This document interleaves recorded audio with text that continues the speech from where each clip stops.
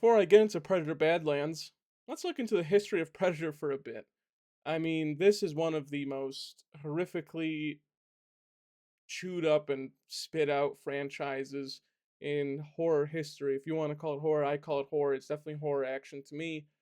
And we needed someone that actually cared about this universe to take over. I mean, the original Predator, while it is fun, it's not really good. I don't think it's stood the test of time. Alien vs. Predator, while it's pretty cult classic, just having two horror monster legends fight off against each other. Still, it's a whatever movie. It's not that great. And then the other ones, I'm not even gonna mention because they're utter garbage. I think Predator was in a huge slump for a long time until this legend, Dan Trachtenberg, has come in and completely taken over. He starts off with Prey, banger. Pretty underrated. It seems like no one really talked about it on release except for a bunch of people who actually like Predator. And then this year we got Predator Killer of Killers, which I don't know if I did a review on this channel for, and if I did, it'll be up here, but I really don't remember. And I loved it. It was my favorite Predator movie after I finished it. I loved the three stories and how it all connected towards the end. I really enjoyed Killer of Killers, and I didn't have faith that this was going to be better than that. And I only gave Killer of Killers maybe an 8, maybe a 7. Depends on the day really, but it's one of the two. And I'm not going to lie. This is hands down clearly the best Predator movie I've ever seen by like a mile. It's not even close. My girlfriend gave it a 10. You'll hear my score later. I mean, this is unbelievable. I think Dan Trachtenberg actually understands what Predator is. It's not a monster that comes to Earth every fucking uh however long, and I know he's done it for Prey, and I know he did it for Killer of Killers, but he actually expanded upon the universe in Killer of Killers. We saw the planet, we saw everything about them, and in this movie they go to another planet. It's not just Earth. Earth is mentioned maybe once throughout this whole movie, and that's it.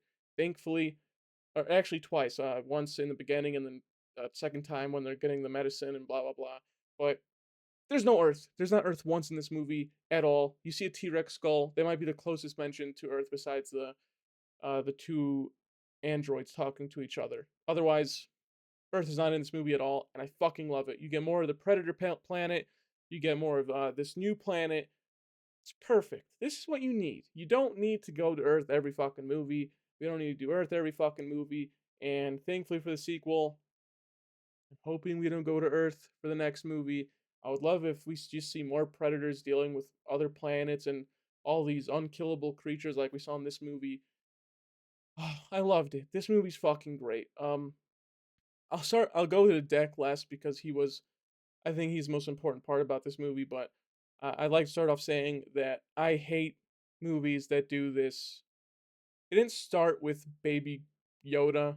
It started with mm, Porgs, the Porgs from Last Jedi, I think. Was that the movie?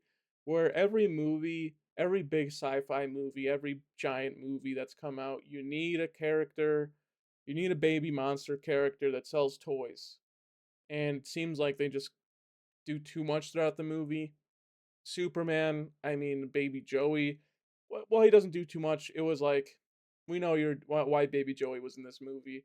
We know why Baby Yoda is gonna be one of the leads of the next Star Wars movie.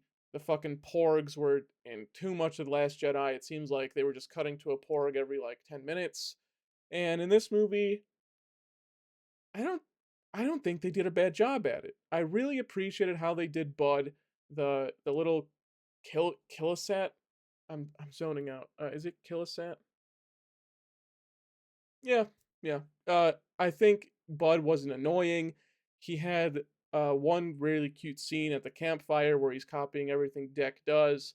But other than that, he's not like Baby Yoda. He's not like a Porg.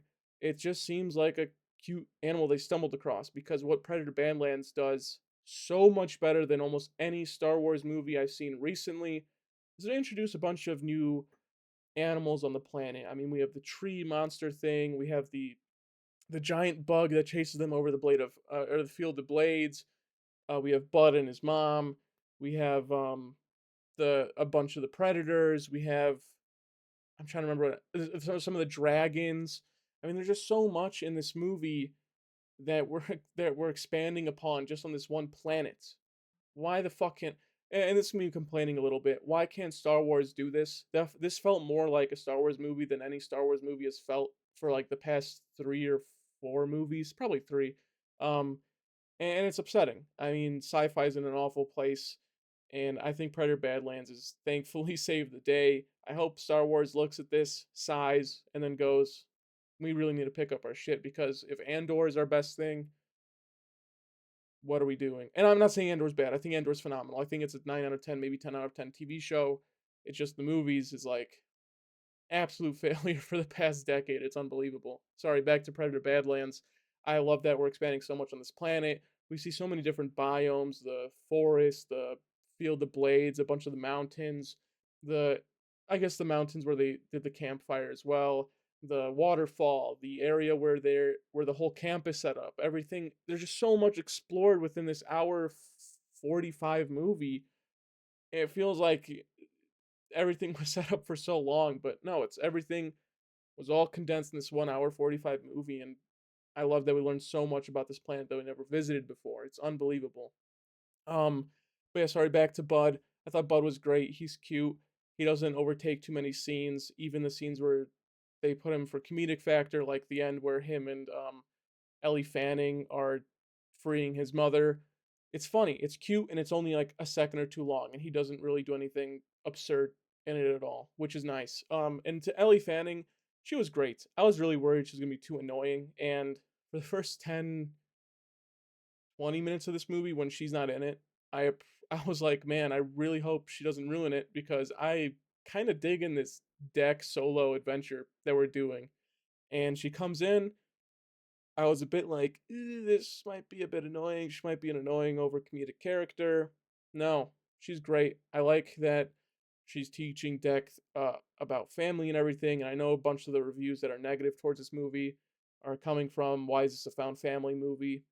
I don't give a shit. I think she did great. I think the found family stuff worked well. And if we do get Deck in more future movies, this movie will be the start of it, and I think their little clan that they have set up is great. But yeah, Ellie Fanning, great. She did both roles for Thea and Tessa, I believe. She was great as both of them. You could not tell the difference. Sorry, you could tell the difference between the two despite so many scenes where they look alike. I loved it. She did a great job.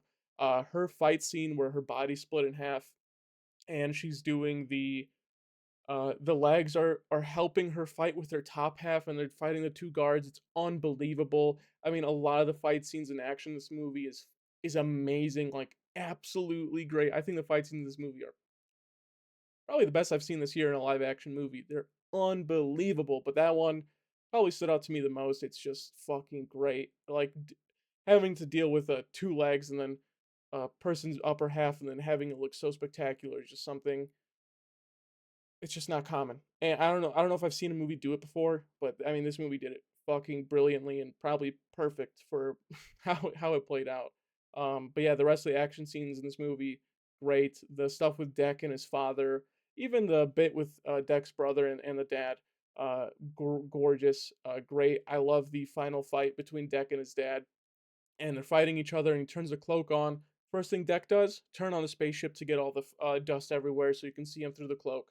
Genius. I love it. I like that Deck and Thea are not dumb. They're both smart. They're both adapting throughout the whole movie. Really appreciate that. And yeah, that's all I gotta say about Ellie Fanning. I think she was great. Now on to the main character, obviously Deck, played by, I'm gonna butcher her name, and I'm sorry. And I would love to say her name throughout this review, but it's so long, and I know I'm gonna butcher it, and I feel bad. I might just call you Demetrius throughout this review, but Demetrius Shuster Kolmatangi or Tolmatagi, you were great. I really, really love that this movie did not have Deck or Demetrius speak English at all throughout this movie. One thing I have a pet peeve of in sci-fi movies is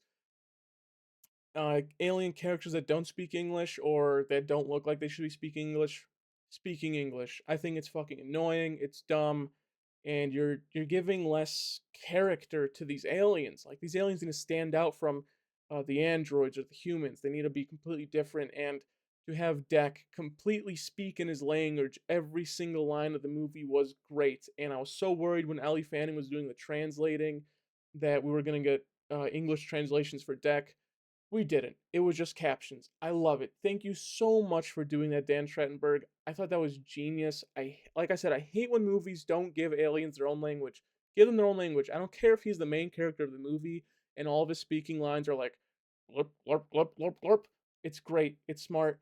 I love it. Thank you. Thank you, Dan. I love you so much. Deck in any action scene is absolutely great. I like how his character progresses throughout the movie. Obviously, throughout the whole movie, he's being helped out left and right. First, it's his brother, then Bud, then the scene where he's sitting on the ground with the weird cum snake thing, and it blows up all the bombs. I loved it. And then the giant. Oh, I'm forgetting the name of the machine. It was in Aliens, and it was in another Predator movie. The giant power loader, I think it's called, and it's gonna shoot at Deck, and then the snake jumps out and takes a hit for him. I love that throughout the whole movie he's being saved every single second, making him believe maybe he's actually not set up for this shit. But then the whole final bit of this movie, he's just kicking ass. I loved it. I love Deck. He was great, amazing character. Thank you for not making him speak English. Demetrius did a great job. I don't know if that's makeup. I forgot to check before I did the review if that was full makeup or full CGI or something, but he looked amazing. Every single alien in this movie looked amazing. I'm a huge alien monster guy. I mean, I fucking love giant monsters and aliens and stuff, so it's nice to see them look good and fit their environments really well. Sorry, I'm fucking running out of breath, Jesus Christ. Um yeah, and that's all I'd say for Predator Badlands and the characters. I think they're all great. Visually, movie, stunning. Absolutely visually stunning. I loved it. A lot of the dialogue works really well. I think the script was really damn good, which I was surprised about because, Predator movies in the past, not a good history. And I think this one did amazing. Really, really well. I like the banter back and forth between Ellie Fanning and Demetrius. I like that he is funny. I like that he's like not unintentionally funny, but he's very serious during his comedic bits, and it just makes it like a cherry on top. And he's so funny. Like every little bit of banter he does with Ellie Fanning is hilarious. The script in this movie is really great. I was really shocked at how good the script was. I didn't have full faith in it, but unbelievable. Never really have to say for Predator Badlands. I mean, I'm excited for this sequel. I'm happy that the movie does the fake out with the title card, and it's setting up the sequel with his mother, who I can't wait to see. I cannot imagine what she's gonna look like, but man, Predator Badlands, unbelievable. Maybe my favorite sci-fi movie of the year. I can't really think of what else I've seen besides like Begonia, I guess. But this is like in space and everything, and you actually get a bunch of the stuff out of Earth, which is lovely. This is gonna sound batshit crazy, but I'm giving Predator Badlands a 9 out of 10. I was debating on the drive home after the movie, 8.5, 9. What the hell am I gonna do? And I thought I was feeling generous giving it a 9 out of 10 because it is just a Predator movie. It is just Predator Badlands, but I like that this movie feels like a giant homage to sci-fi action history. I like that it feels like the comeback for a fantastic sci-fi universe into the cinemas. Star Wars has been shitting the bed. Star Trek, in my opinion, almost never good. We need something new sci-fi, a new sci-fi series in theaters. And I think Predator Badlands has proved well, like sorry, Alien also exists, so that was kind of rude. And Alien Romulus was amazing, and I also gave that a 9 out of 10. We need we just need another PG feeling sci-fi universe again. Star Wars is just not doing a good job at it. I know Mandalorian and Grogu is coming out next year, or is it this year? I don't really know. I don't really care. And it's just looking rough. So I'm happy to see a sci-fi action movie hit the theaters and it be absolutely phenomenal. Characters are great. Script was great. Visually, this movie's amazing. I mean, Dan Trachtenberg, I love how much that you actually care for this franchise. A lot of these big studios, they'll just hire idiots or people who don't give a shit about these movies and just care about the moolah coming in. I think Dan Trachtenberg actually cares about Predator, actually cares about the future of it, and I don't know what to say. I really appreciate this. I think this was easily my favorite sci-fi action movie of the year. It was unbelievable. Thank you, Dan Trachtenberg. I can't stop saying it, but you did a great job. Shout out Ellie Fanning and Demetrius Chester, Kolomatanji. I hope I got that right. I think you were both great in the lead roles, and of course even the side roles. Demetrius played the father, and Ellie Fanning played the main protagonist as well. Oh, just a great movie all around. I have nothing bad to say about it, to be honest.